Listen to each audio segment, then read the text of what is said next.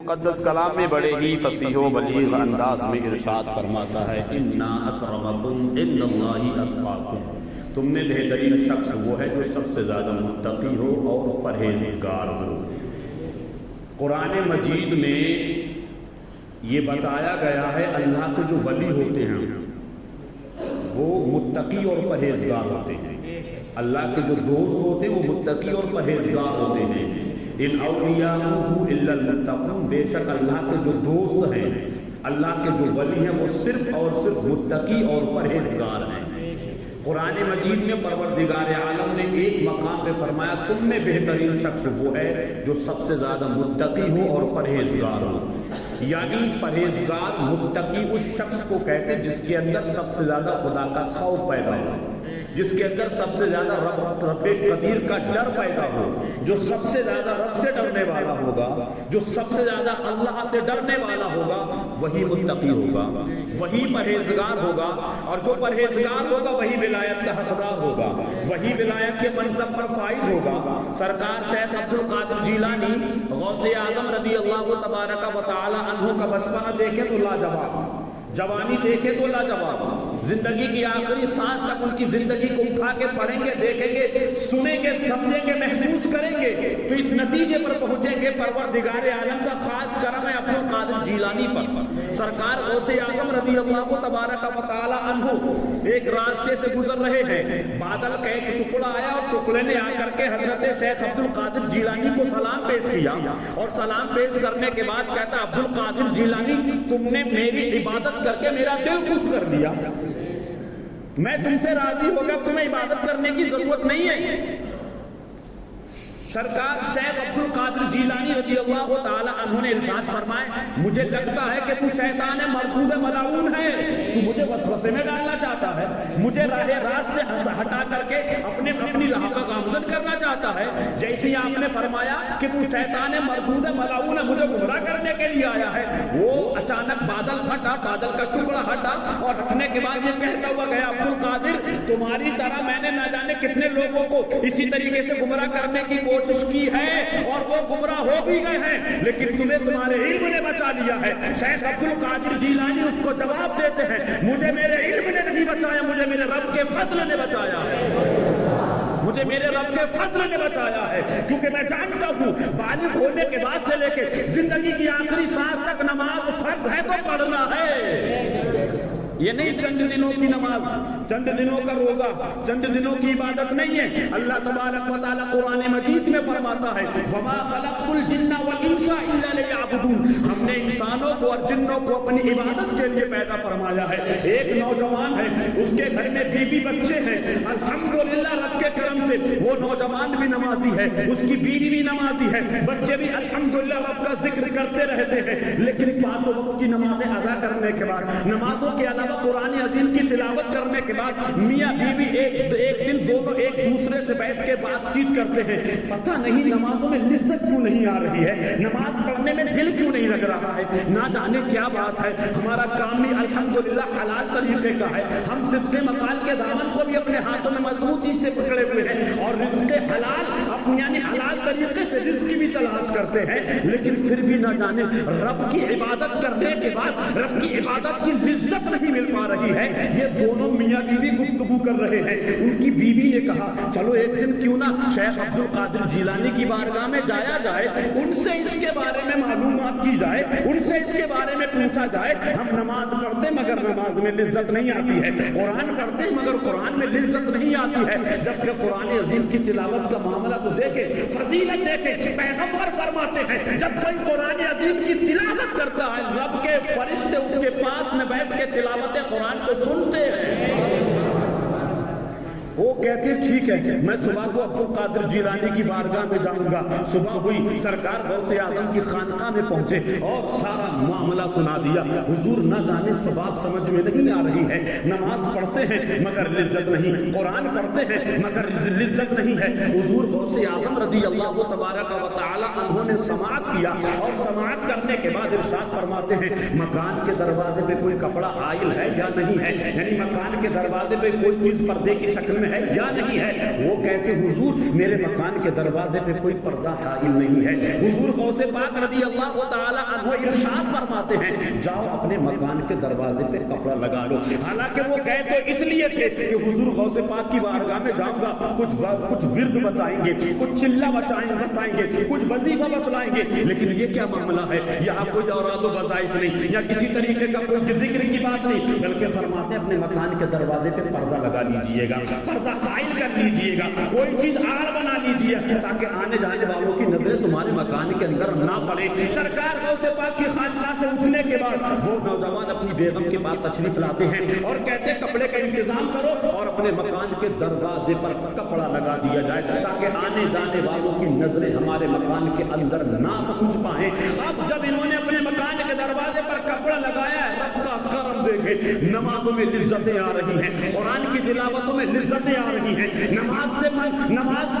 کی حالت میں ہے، رب کا شکریہ بھی ادا کر رہے ہیں، نماز پنجگانہ ادا کرنے کے بعد میرے مولا تیرا بڑا کرم ہے، اب نمازوں میں لذت آ رہی ہے، اب قرآن عظیم کی تلاوت کو کرنے کے لیے اپنے آپ آٹومیٹکلی کھنچتا ہوا جا رہا ہے۔ اس کو کہتے ہیں نماز کی لذت، اس کو کہتے ہیں قرآن کی تلاوت۔ یہ ایک دن جمعے کی نماز پڑھنے کے بعد ہم لوگوں کا تو من ہی نہیں کرتا ہے کہ ہم اگلے جمعے کو نماز پڑھنا ہے۔ ارے کس طریقے سے نماز جمعہ تم پر فرض ہے، صرف ہفتے میں ایک دن میں زندگی کی آخری سانس تک 5 وقت کی نمازیں تم پہ مجھ پہ سب پہ فرض ہیں۔ جس طریقے سے ہفتے میں ایک دن جمعے کی نماز کے لیے اپنی دکان مکان بند کر کے کاروبار روک کر کے 10 منٹ یا آدھا گھنٹہ 1 گھنٹے کے لیے نماز جمعہ کا اہتمام کرتے ہیں، یقین کے ساتھ کہتا ہوں اگر 5 ٹائم کی نمازوں کا یہ قوم اگر اسی طریقے سے اہتمام کرنے لگے تو جو آنکھیں دکھا رہے ہیں نا، جو گرا رہے ہیں، جو دہشت میں جینے پر مجبور کر رہے ہیں، تمہارا لشکر دیکھ کر کے تمہیں آتا ہوا جاتا سروں پہ ٹوپیاں دیکھ کر کے دلوں میں دہشت پہلے ہی پیدا ہو جائے گی۔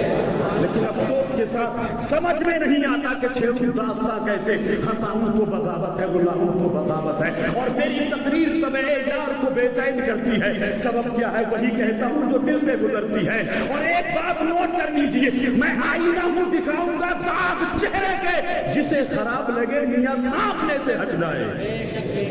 کیوں ہم لوگ نمازوں سے دور ہیں؟ کیوں قرآن کی تلاوتوں سے دور ہیں؟ کیوں اسلام کے اصول و قواعد کے مطابق اپنی زندگی کیوں نہیں گزار رہے ہیں؟ خدا نے اس قوم کی کبھی حالت نہیں بدلی کہ جس کو خود احساس نہیں اپنی حالت کے بدلنے کا۔ وہ معزز تھے زمانے میں مسلمان ہو کر، ہم خوار ہوئے ہیں آج تاریخ قرآن ہو کر،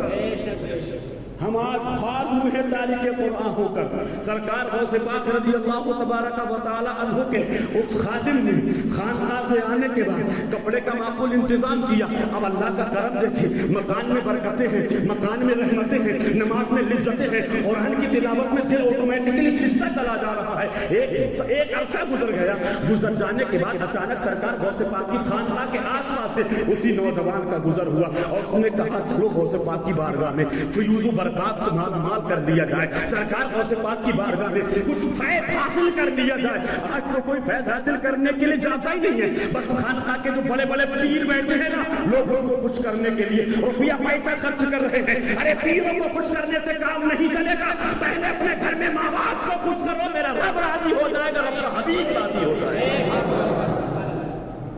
سرکار غوث پاک کی خانقاہ میں وہ نوجوان پہنچے اور پہنچنے کے بعد عرض کرتے حضور ایک بات یہ سمجھ میں نہیں آئی، آپ نے کوئی اوراد و وظائف نہیں بتلایا، آپ نے کوئی ورد کرنے کے لیے نہیں کہا، آپ نے کوئی چلہ کھینچنے کے لیے نہیں کہا، لیکن یہ کیا معاملہ ہے؟ صرف مکان کے دروازے پر آپ نے پردہ لگانے کے لیے کہا، اور جب سے پردہ لگا ہے الحمدللہ میری بیوی بھی نمازیں بڑی دلچسپی کے ساتھ پڑھ رہی ہے، میرے بچے بھی قرآن کی تلاوت کر رہے ہیں، میں بھی نماز پنجگانہ کے بعد قرآن عظیم کی تلاوت کرتا ہوں۔ میں یہ راز جاننا چاہتا ہوں، آخر پردے میں ایسی کون سی حکمت ہے؟ وہ حکمت مجھے بتا دیجئے، میں اس راز کو سمجھنا چاہتا ہوں۔ سرکار غوث پاک مسکراتے ہیں، تبسم فرماتے ہیں، ارشاد فرماتے ہیں جب تمہارے مکان کے دروازے پر کپڑا نہیں تھا نا تو تمہارے مکان کے دروازے کے سامنے سے بے نمازی بھی گزرا کرتے تھے، چور بھی گزرا کرتے تھے، ڈکیت بھی گزرا کرتے تھے، زانی بھی گزرا کرتے تھے، بیکار و بدکار بھی گزرا کرتے تھے، بدچلن بھی گزرا کرتے تھے،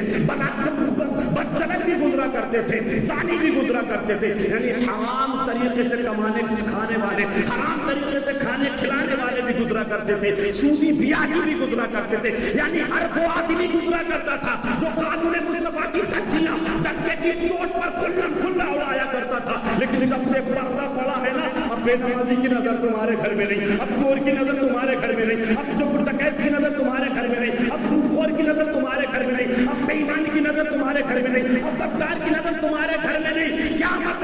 मतलब ये हुआ, हिकमत ये है, हिकायत से सबक ये हासिल करो कि जब एक नमाजी के घर में कुरान अजीम की तिलावत करने वाले के घर में एक बेनमाजी की नजर पहुंच जाए तो उस नमाजी की बरकतें निकल जाती हैं, उस नमाजी की नमाज में इज्जतें खत्म हो जाती हैं, कुरान की तिलावत में इज्जत नहीं रहता है। ईमानदारी से अल्लाह के घर में बैठ के फैसला कीजिए, मुहासबा कीजिए, गौर व फिक्र कीजिए, गिरेबान में झांक के खुद फैसला कर लीजिए, ईमानदारी से जवाब दीजिए कि जिस घर में बाप बेनमाजी हो, जिस घर में माँ बेनमाजी हो, जिस घर में भाई बहन बेनमाजी हो, बताओ बरकतें कहां से आएंगी?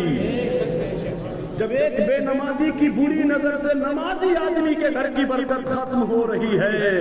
तो जो खुद बेनमाजी हो, जिसके बच्चे बेनमाजी हो, जिसके माँ बाप बेनमाजी हो, जिसके भाई बहन बेनमाजी हो, जिसका पूरा के पूरा परिवार बेनमाजी हो, तो खुद महसूस कर लीजिए क्या आएंगी उसके घर में खैर बरकतें, कहां से बरकतों का नुज़ूल होगा। तो आप सोचे, गौर व फिक्र करें। सरकार गौसे पाक ने वो वजीफा बतलाया, यानी पर्दा लगा लीजिए, किसी चोर की नजर नहीं पहुंचेगी, किसी बेनमाजी की नजर नहीं पहुंचेगी, किसी डकैत आदमी की नजर नहीं पहुंचेगी, किसी शराबी आदमी की नजर नहीं पहुंचेगी, किसी फिस्को फुजूर में मुब्तला होकर जिंदगी गुजारने वाले की नजर बद से तुम महफूज रहोगे। और जब उसकी नजर नहीं पहुंचेगी तो नतीजा तुम्हारे सामने है, इबादतों में दिलचस्पी पैदा हो रही है, तिलावत में लिज्जत मिल रही है, नमाज पढ़ने को दिल कर रहा है। सरकार गौसे पाक रज़ी अल्लाह तबारक व तआला अन्हु की ये शान है, लेकिन गौर व फिक्र तो करें, हमें भी तो सोचना चाहिए, हमें भी तो मुहासबा करना चाहिए। आज मरे कल दूसरा दिन है, मौत के फरिश्तों का जब लश्कर आता है ना, तो फसे उनसरी से रूह को परवास करने के लिए, तो किताबों में आया है, रिवायतों में आया है कि जिस बंदे की रूह निकलने वाली होती है ना, वो अपने आप को फरिश्तों के सामने आत्मसमर्पण कर देता है, सरेंडर कर देता है कि हुजूर थोड़ी सी मोहलत दे दीजिए, इतनी तो मोहलत दे दे कि मैं 2 सजदे कर दूं।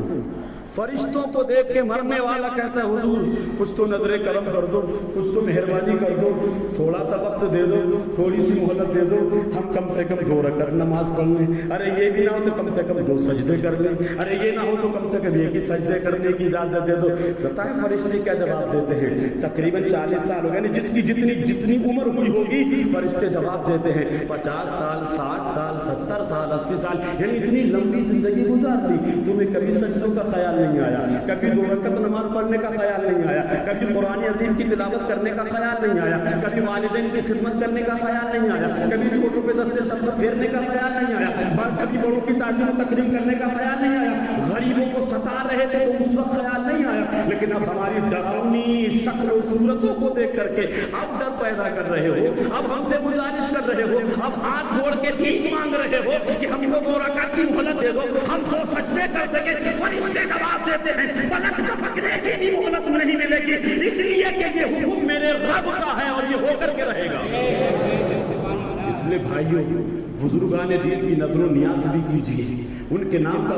लोगों को खिलाइए, दोस्त अहबाब रिश्तेदारों गरीबों को खिलाइए, अच्छा काम है, हुस्ने अमल है, सवाब का काम है, लेकिन उनसे कहीं ज्यादा जो बुनियादी काम है, नमाज छोड़ के ये काम कर रहे हैं। आला हजरत अपनी फतावा रज़विया में साफ लफ्जों में नकल फरमाते हैं, जिसकी फर्ज इबादत है, नमाज, रोजा, हज, ज़कात, यानी रमजान के रोजे और हज करने की ताकत रखता है मगर फिर भी हज नहीं करता हो, फरमाते हैं जिसकी नमाज यानी जिसकी फर्ज इबादत है उसके मुकर्ररा वक्तों पर अदा ना की जा रही हो, या वो ना करता हो या ना की जाती हो, फरमाते उसकी कोई नफली इबादत अल्लाह की बारगाह में कबूल नहीं होगी। अब आप खुद फैसला कर लीजिए। अल्लाह ने हमें और आपको इस्लाम जैसा बहुत ही मुक़द्दस मज़हब अता फरमाया है, इस्लामिक रूलिंग अपनाइए, इस्लाम के उसूल और क़वाइद पर सख्ती से अमल करिए, इस्लाम के बताए हुए रास्ते पर चलिएगा, बुजुर्गान दीन के तौर तरीके को अपनाइएगा, बुजुर्गान दीन के नक्श कदम पर चलिएगा। मैं ये नहीं कहता कि आप बिरयानी की डेगे मत बनाओ, खूब बनाओ, चमके बनाओ। मैं तो दुआ करता हूँ इस साल, पिछली साल अगर आपने 10 बनाए तो इस साल 20 बनाओ, 20 بنائے تو 40 بناؤ، لیکن کم از کم ان تمام چیزوں کو کام کرنے سے پہلے نماز پنجگانے کے نمازی تو بنو، نماز پنجگانہ جماعت کے ساتھ ادا کرنے والے تو بنو، اچھے مسلمان بنو، سچے مسلمان بنو، ایسے مسلمان بنو کہ تمہارے قول فعل اور عمل سے کسی کو تکلیف نہیں ہونا چاہیے، کسی کی دل آزاری نہیں ہونا چاہیے، کسی کو پریشان نہیں ہونا چاہیے۔ تم تو یہ نیت کرو کہ میں اب زندگی کی آخری سانس تک وہ سارے کام کروں گا جن کاموں سے میرا رب راضی ہوگا، جن کاموں سے رب کا حبیب راضی ہوگا، میں وہ کام کروں گا ہی نہیں جو قانون کے خلاف ہو، جو شریعت کے خلاف ہو، جو قرآن کے خلاف ہو، جو حدیث کے خلاف ہو۔ نیت کرنا تمہارا کام ہے، لیکن اسی نیت کے ساتھ ساتھ اگر بندہ رات میں بستر پر لیٹے اور یہ نیت کرے کہ مجھ کو فجر کی نماز پڑھنا ہے، یہ نیت کرے کہ مجھے دکان بند کر کے ظہر کی نماز پڑھنا ہے، تو اگر وہ ظہر کی نماز نہ پڑھ سکا ہے یا نہ پڑھ پائے کسی وجہ سے، یا ظہر کے یا فجر کی نیت کی مگر نہ اٹھ پایا، تو اللہ کے رسول فرماتے ہیں کہ اس کو اس نیت کی وجہ سے پوری رات ثواب ملے گا۔ تو نیت کریں، آپ ارادہ تو کریں، کوشش تو کریں۔ آپ نیت کریں گے آج فجر پڑھ رہے ہیں تو کل فجر و ظہر بھی پڑھیں گے، جب آپ کل فجر و ظہر پڑھیں گے تو انشاءاللہ تعالی عصر بھی یہاں پڑھیں گے، مغرب بھی یہاں پڑھیں گے، عشاء بھی۔ ایک وہ دن آئے گا کہ اللہ کے کرم سے مسجد کے اندر آپ 5 ٹائم کے پکے سچے نمازی بن جائیں گے۔ اللہ تبارک و تعالیٰ سے دعا ہے کہ اللہ تعالیٰ ہمیں اور آپ کو، تمام عالم اسلام کے خوش عقیدہ مسلمانوں کو حضور غوث پاک اور تمام سلاسل حقہ کے بزرگان دین کے نقش قدم پر چلنے کی ہمت اور توفیق نصیب فرمائے۔ ہم تمام مسلمانوں کو رزق حلال اور صدق مقال کی توفیق سے مالا مال فرمائے۔ استغفر اللہ ربی من کل ذنب واتوب الیہ۔ صدق و دل سے کلمہ طیبہ پڑھ لیں، اشہد ان لا الہ الا اللہ واشہد ان سیدنا محمدا عبدہ ورسولہ۔ اسلام زندہ باد، مسلمان پائندہ باد، جشن غوث الورا پائندہ باد، وما علینا الا البلاغ۔ خدا حافظ، السلام علیکم ورحمۃ اللہ۔